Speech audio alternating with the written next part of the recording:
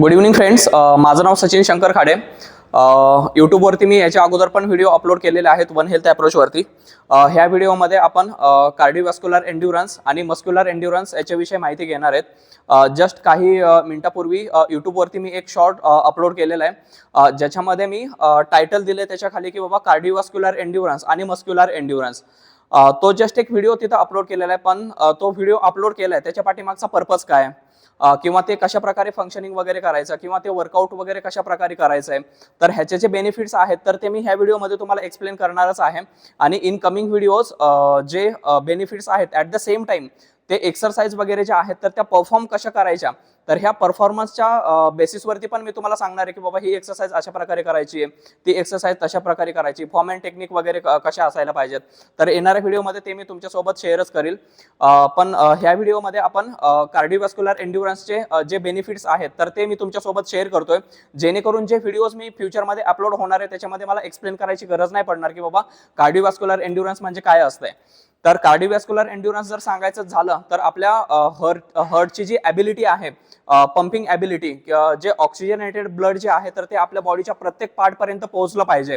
तर ते oxygenated blood आपल्या प्रत्येक बॉडीच्या पार्ट पर्यंत पोहोचवण्याचं जे काम आहे तर ते ब्लड थ्रू होतं. मग आता ते ब्लड आपल्या बॉडीच्या प्रत्येक पार्ट पर्यंत पंप करायचे, तर मग ते पंप करता वेळेस आपल्या हार्टची पण तेवढी ॲबिलिटी असायला पाहिजे की बाबा जेणेकरून ते ब्लड आहे तर ते बॉडीच्या प्रत्येक ऑर्गन पर्यंत जाईल. तर मग हे ब्लड तिथं पोहोचवायचं कसं, तर ते काम आहे आपल्या हार्टचं, तर मग ते पंप करणार. तर मग जी पंपिंग ॲबिलिटी आहे आपल्या हार्टची, ऑक्सिजनेटेड ऑक्सिजन रिच ब्लड आपल्या प्रत्येक बॉडीच्या पार्ट पर्यंत पोहोचवण्याचं, तर ते काम पण आपलं हार्ट करते. म्हणजे कार्डिओव्हास्क्युलर एंड्युरन्स जर चांगला असेल तर आपल्या बॉडीमध्ये ज्या फंक्शनिंग होत आहेत किंवा ब्लड फ्लो जो होतोय तर तो प्रॉपर मॅनर मध्ये होतो. त्याच्यानंतर जो रेस्टिंग हार्ट रेट आहे आपला, तर तो बॉडीचा रेस्टिंग हार्ट रेट पण डिक्रीज होतो. म्हणजे आपला रेस्टिंग हार्ट रेट नॉर्मल असं कन्सिडर केलं जातं की बाबा 72 बीट्स पर मिनिट आहे. तर मग 72 बीट्स पर मिनिट जर आपला रेस्टिंग हार्ट रेट जर असेल, म्हणजेच 5 लिटर ब्लड जे आहे तर ते आपल्या बॉडीला पोहोचवण्यासाठी आपल्या हार्टला 72 बीट्स पर मिनिट, म्हणजे एका मिनिटाला 72 वेळेस पंप करावा लागतं. समजा तोच जर रेस्टिंग हार्ट रेट जर कमी झाला, म्हणजे फॉर एक्झाम्पल समजा तो 60च्या आसपास आला किंवा तो जर 55च्या आसपास रेस्टिंग हार्ट रेट जर आला, म्हणजे अगोदर जिथे आपल्याला 72 बीट्स लागत होते ऑक्सिजन रिच ब्लड आपल्या बॉडीपर्यंत पोहोचवण्यासाठी, तिथे आता 55 किंवा 60 बीट्स पर मिनिटच लागतायत.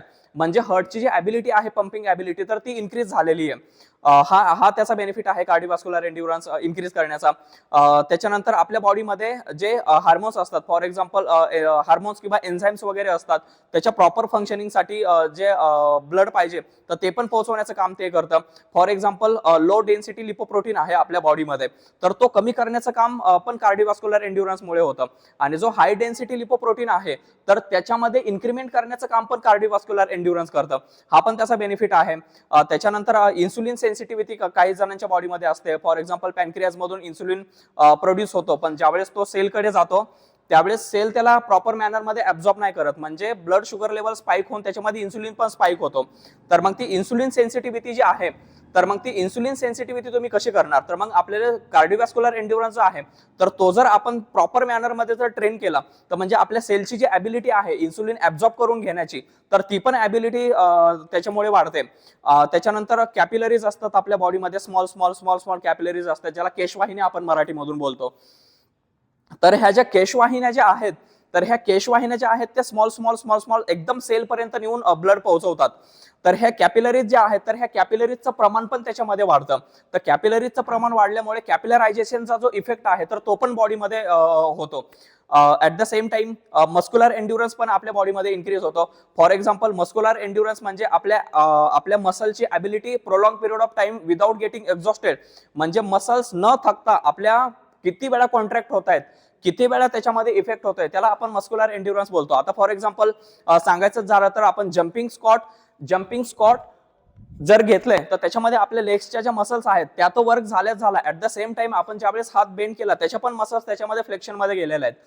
तर मग ह्या ज्या मसल ज्या prolong period of time flexion मध्ये जात आहेत तर हा मस्क्युलर एंड्युरन्स जो आहे तर हा मस्क्युलर एंड्युरन्स पण ज्यावेळेस आपण कार्डिओव्हास्क्युलर एंड्युरन्स मध्ये इम्प्रूव्हमेंट करतो त्यावेळेस तो पण त्याच्यामध्ये इन्क्रीमेंट होते. त्याच्यानंतर आणखी बेनिफिट सांगायचं झालं तर मायोकार्डियल हायपरट्रॉफी. मायोकार्डियल हायपरट्रॉफी म्हणजे आपल्या हार्टची जी थिकनेस आहे तर ती पण त्याच्यामध्ये वाढायला लागते. म्हणजे एवढे चेंजेस आपल्या हार्टमध्ये होतात. जे ब्लड आपण पंप करतोय तर त्या लेफ्ट वेंट्रिकल मधून ऑक्सिजनेटेड ब्लड आपल्या पूर्णच्या पूर्ण बॉडीला सप्लाय केलं जातं. तर इव्हन म्हणजे जर सांगायचं झालं तर आपल्या लेफ्ट वेंट्रिकलची जी थिकनेस आहे तर ती थिकनेस पण इन्क्रीज होते जर आपण कार्डिओव्हास्क्युलर एंड्युरन्स प्रॉपर मॅनर मध्ये जर ट्रेन केला तर हे सगळे त्याचे बेनिफिट्स आहेत. आणखी काही बेनिफिट्स वगैरे जर राहिलेच असतील माझ्याकडून तर मी तुम्हाला येणाऱ्या व्हिडिओमध्ये ते सांगेलच.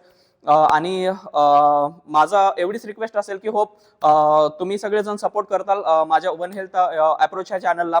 कारण वन हेल्थ अप्रोच त्या नावातच सगळ्या गोष्टी मेन्शन केलेल्या की बाबा आपल्याला जस्ट एक बॉडी बनवणं किंवा बॉडी बनवून फ्लेक्शन वगैरे करणं एवढंच न करता एक वन हेल्थ अप्रोच म्हणजे एक होलिस्टिक डेव्हलपमेंट जे आहे किंवा सर्वांगीण विकास जो आहे आपल्या बॉडीचा किंवा एका माणसाचा तर हा सर्वांगीण विकास करण्यासाठी हा चॅनल मी युट्यूबवरती किंवा ह्या प्लॅटफॉर्मवरती मी आलेलो आहे. तर एवढंच सांगेल मी ह्या व्हिडिओमध्ये. माझं नाव सचिन खाडे. आता मी रजा घेतो तुमची. होप तुम्ही आशा करतो की तुम्ही मला सपोर्ट करताल, माझ्या चॅनलला सबस्क्राईब करताल, लाईक करताल आणि येणाऱ्या काळामध्ये मी असंच तुमच्यापर्यंत नॉलेज डिलिव्हर करेल. ऍट द सेम टाइम जे एक्सरसाइज वगैरे जे आहेत तर त्या पण तुमच्यापर्यंत डिलिव्हर करण्याचा प्रयत्न करेल. This is Sachin Khade signing off. Good night. Thank you so much. Bye bye.